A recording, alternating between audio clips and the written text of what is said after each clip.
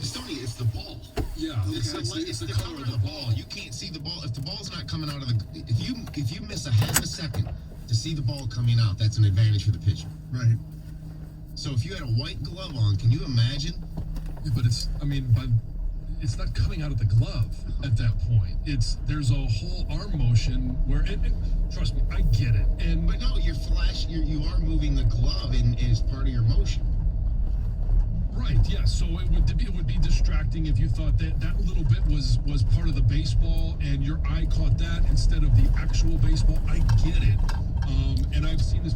I'm wondering if this is a rule in other sports. I put a yellow, overgrip on my daughter's tennis racket. Right. And every time she hits, I think I see both. I see the ball and I see her grip, and it does distract. And that's what I thought this morning when I was reading this. I thought that's got to be I the sent case. you guys a text last fall. A college football team was wearing a bunch of yellow. Yes.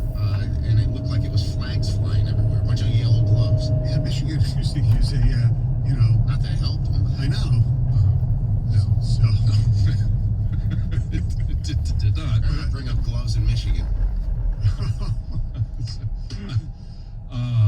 I think we may have somebody that has some insight into this.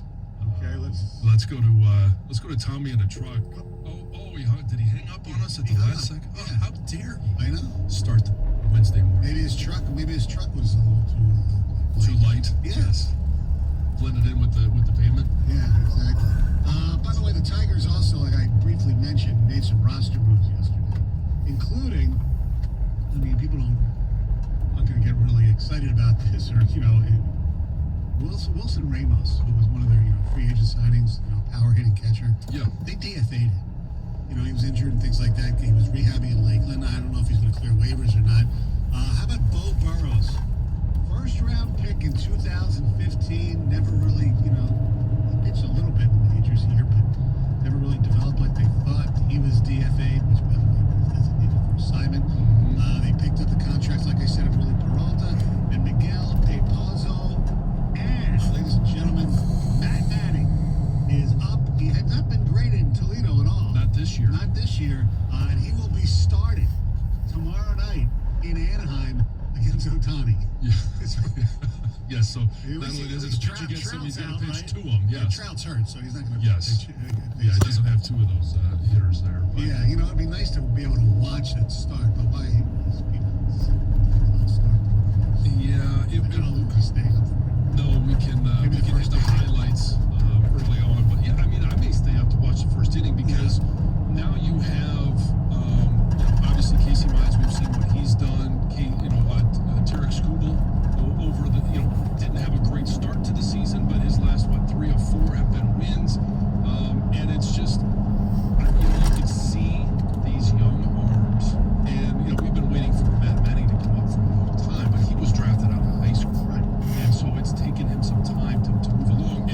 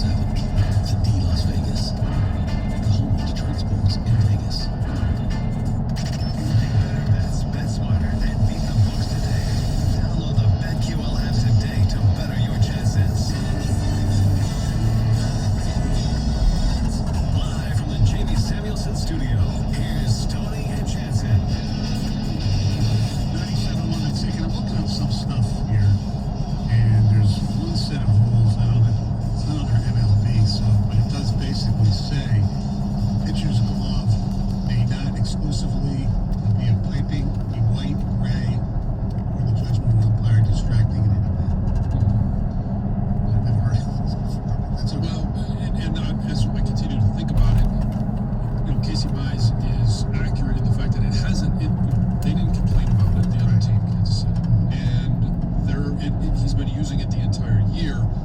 But the way the umpire saw it last night, and it could have been just the different lighting. It could have been whatever the reason is. It appeared different to that umpire last night, and that's why he made the call the way he did. But I understand Casey's, his concern in that his reputation of, hey, doing it at this moment with all the stuff going on about the sticky substance, we were all left for 9 innings wondering what was going on. By the way, did you see the defensive play he made that game? I did not. I thought he was going to get killed. He had a line shot right back in his head. He caught it. I mean, it was, I'm telling you, another few inches one way. And boom.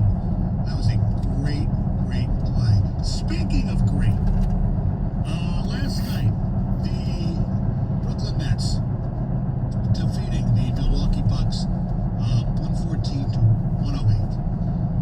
The Bucks led the game by 16 points at the half. The lead was up to about 17 points, and they blew the game. They blew the game by stupid plays by their own team. Missed free throws by Giannis, although he only missed 3, which is okay by his standards. But the highlight is Kevin Durant. Any question who the best player in the National Basketball Association was answered last night, Mike. Well, look, it's one game, granted, but when you're really that good and that great anyway, and you come out in a pretty much a do-or-die situation, and rally your team the way he did. He finished with 49 points, 17 rebounds, and 10 assists, and he played 48 minutes.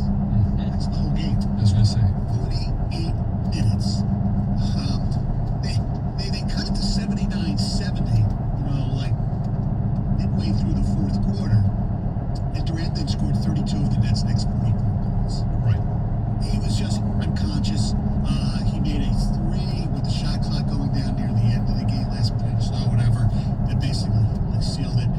He was just doing whatever he wanted to do. He got off to a little slow start, and then I think he realized, this is it. It's my time or it's not. Oh, I mean, to me, we always look back, and granted it was the finals, what Isaiah did on his ankle in, Game 6 of '88, which is, epic. Some of the great things that, Jordan and other players have done in that situation, playoffs and big games. It was absolutely incredible. He was in a zone and could not miss. As far as Milwaukee, one thing I do also want to mention about the Nets, James Harden did play, if you want to call it that. Right. He did play 42 minutes, which stunned me because he was very ineffective. He was 1 for 10. He was laboring a little bit with the hamstring. He was short on all these shots.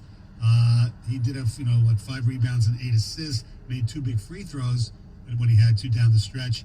And maybe it was just an inspiration for his team that he was even out there, but he's limited. He's not a great defender anyway. And I don't understand why he played 42 minutes, to be honest with you. Jeff Green was incredible. He made his first 6 threes, 27 points. Blake had a good game. He had 27. And for the Bucks, Giannis, 34 points. He played very well. Middleton at 25. And I'm watching this game, and it's like, God, I don't want Milwaukee to win, Brooklyn, Well, we talked about the super team. Yeah, that team that, has won one championship, but that was back when, Kareem played for them. The Lakers. It's a great story. Giannis seems like a great guy. That's kind of a cool story. But even at halftime, they were up. It's like, they should be up. They are a team that just doesn't use their strengths. And I don't feel enough. I mean, Giannis was being guarded at times by certain guys. Post him up, and he's taking outside shots. And when they're moving the ball, they're really good. And It didn't feel like they have that killer instinct. no, to me, they are mentally weak. And I know the coach gets, Budenholzer will get a lot of, criticism. Sure, as he should. As he should. But a lot of times you're watching the sidelines, and he's telling them, push and move. Yeah. And they do stuff on their own. Sometimes coaching, it's not just, and that's my opinion, it's not just the strategy and what they say. It's how the players listen and interpret what is being said that can make or break a coach, right? It's how that message is received. Yes. And then the action that follows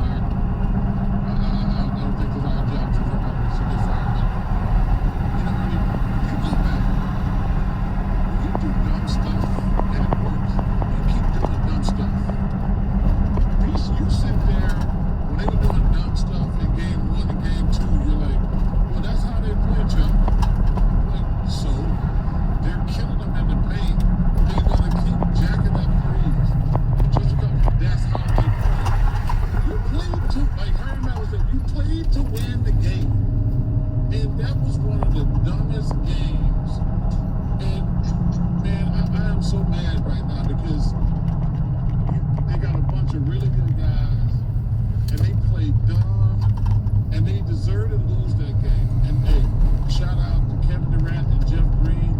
But man, the other team had something to do with it. That was awful basketball. I'm sure Troy Weaver, we got our picked Bill Hockey to win the NBA championship.